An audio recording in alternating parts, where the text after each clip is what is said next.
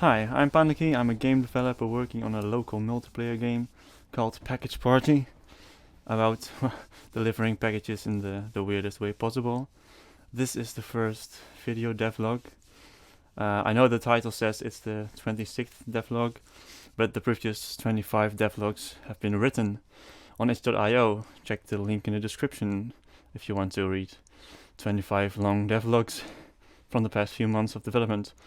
Anyway, this is the first video devlog. I'm working hard on getting version 0.3 ready, which will contain the first 10 levels of the game. For those of you who are new, well, as I just said, the game is a local multiplayer game about delivering packages. It's inspired by games like Overcooked.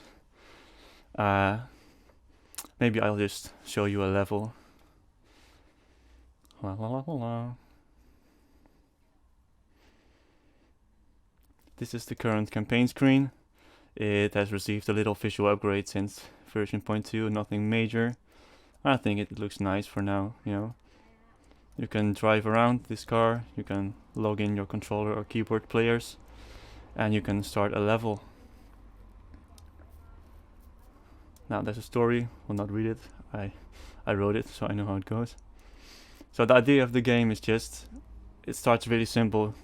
Packages appear in front of the machine, they have a certain color, you have to deliver them to the destination of the same color. So in this case, red package, let's kick it to the red zone. That's the core mechanic of the game. But of course, as you go to higher levels, the levels will contain more mechanics, different things to do. For example, if we go to, what is it, chapter 2 I think. Yeah, the reason they're called chapters is because there's an actual story underlying the mechanics and the levels and everything. And well, I won't talk about it here, but it's going to be important, the story. That's why it's called chapters, and every world is called a book. For example, level 3, or well 2, if you start at 0, has belts, conveyor belts, which make your life considerably harder. As you can see, there's a solo mode. I can switch between players by pressing the S button or the shoulder button on controller. I'm on keyboard, of course, right now. So yeah, that's the basic idea of the game. It's been in development for a few months now, and this is the first video devlog I'm making. So, what has changed since the last time? Well, many things, but I can't show many of them because they're not really finished yet. One of the things I can show, I also wrote a devlog about it, is power-ups, or modifiers as I call them in the code. Basically, it works like this. Here's an image, it's also an explanation. Because I want the game to be cooperative, I really want to enhance the cooperation in the game. Power-ups work in 2 steps.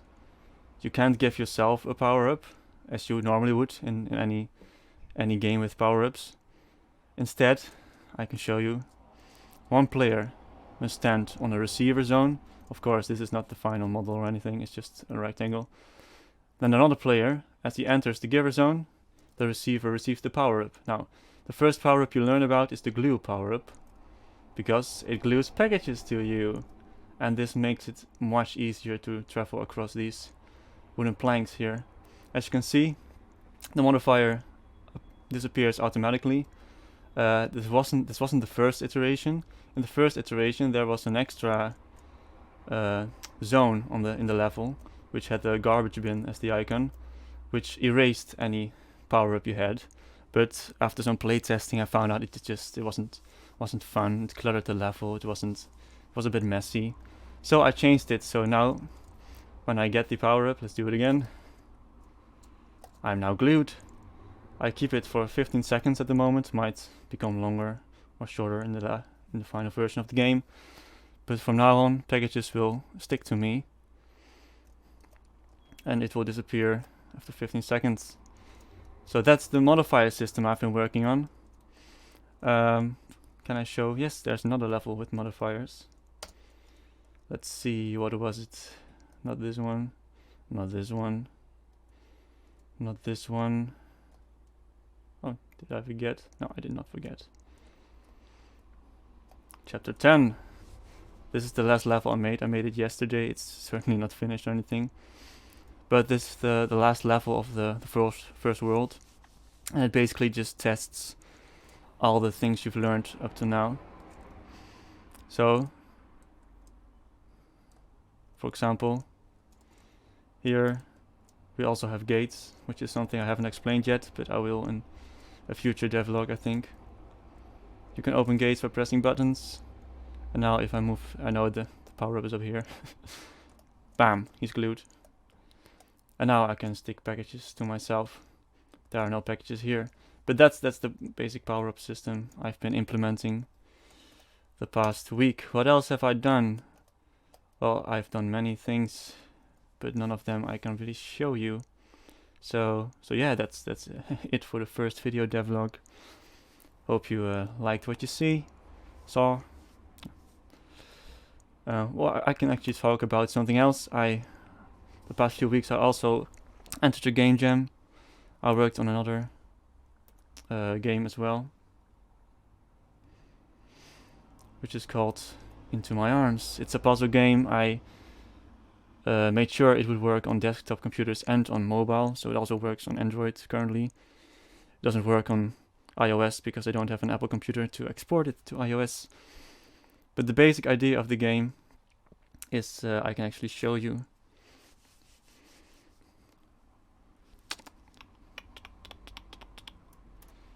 Yes.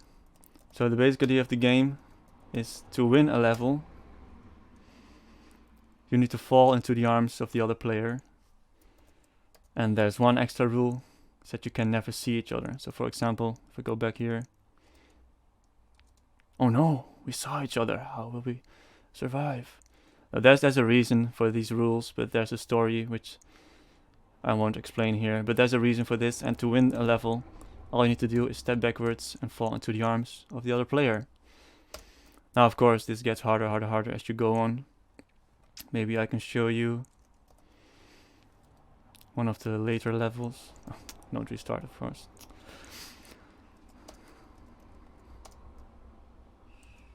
Okay, let's just quickly solve this one. Don't remember the solution, play the game for yourself. No, I reset the game file recently, save file, so that's why I have to play my own levels again.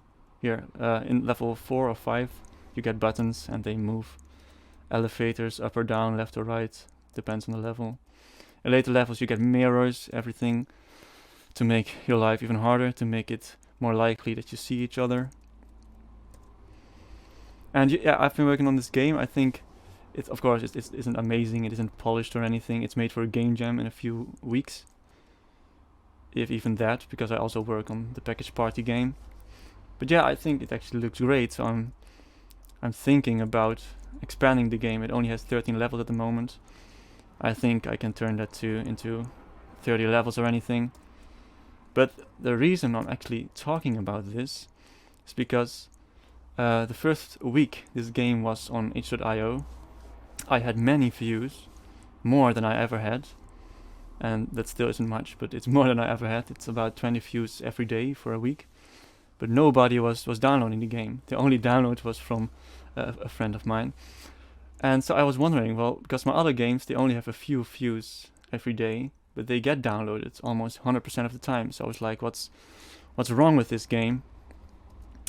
And then I went to Reddit to ask my Reddit buddies what they thought was wrong with the game. And I had some very, very interesting feedback. And the basic feedback was that nobody was playing the game because I presented it the wrong way. You know, it wasn't about the game itself, it was about the game page. Now, maybe I can show you this actually. Yeah, I can show you this. At first, let's just see.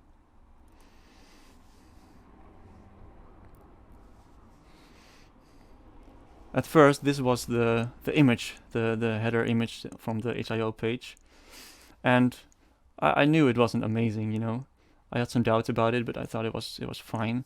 But then when I asked people about it, they were like, "Well, if I see this header image, looks like a font my primary school daughter would pick. I'm not going to be interested in the game, I'm not going to look at it, I'm not going to download it. So that's very interesting, because basically I made a small mistake with the color scheme here, and the font isn't amazing. And that led to hundreds of people viewing the game but not downloading it. And now, after receiving that feedback, I changed it to something that still isn't amazing, but it looks a bit better, a bit cleaner, and I already got 2 downloads out of it. So I think the main lesson here is, if you make games, just really think about how you're going to present it, you know, how you're going to design the game page. Many people just don't give your game a chance if it doesn't look professional at first glance. So yeah, I don't know why I wanted to talk about this. I just thought it was very interesting, because it's just something so small, but it really makes a difference. So if you like what you see, if you think this puzzle game would be for you, it's free, it's part of a game jam. So if you're also part of the game jam, you can rate it and just have fun. Oh, and the source code is also available if you want to learn how to make a game like this. For those of you wondering, I'm using the Godot game engine. I'll probably make a video about it later, about why I chose Godot over Unity or Unreal. I've used all of them, but in the end I think Godot is just the best for me, for my small games, but also for my big game, which is Package Party. And completely forgot to say, Package Party is on itch.io in early access. The current version only has the old 5 levels, but within a week or so, I think I'll be able to upload version 0.3, which will have this whole campaign screen with 10 chapters, all working levels, and just so I can show you something I think is very cool to end this video with. Oh god, am I going to block right now? Okay. Chapter 9. I want to mix a few different genres in this game. So one of the genres I want to use, which you maybe won't expect in a local multiplayer game, is the stealth genre. So in this level there are cameras, and if you are seen by them, you die. But most importantly, which is even more annoying, I've noticed. Let's create a package. Is the fact that packages also get destroyed when they touch the laser. I just wanted to show you this. I thought it looked cool. The level could use some more assets and some better 3D modeling, but the cameras I think are really nice. I've tested this level a lot, and it's really challenging just by adding those 2 cameras, which make you die and which make packages disappear. So yeah, that is the first video devlog for this game. I hope you enjoyed it. I'm still learning how to make video devlogs, so I hope this wasn't boring or unclear or anything. Until the next time.